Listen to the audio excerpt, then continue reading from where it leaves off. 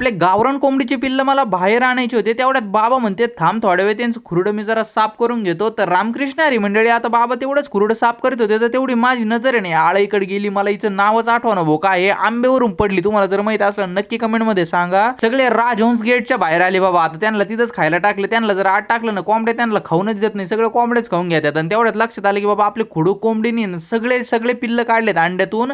मला त्यांच्या खाली परत नवीन अंडी ठेवायचे होते. आता याच्यातून आहे ना 2-3 दिवसात पिल्ल पण निघून जाते नाही. आपले प्युअर गावरान कोंबडीचे डोंगरातून आणलेले अंडे आहेत.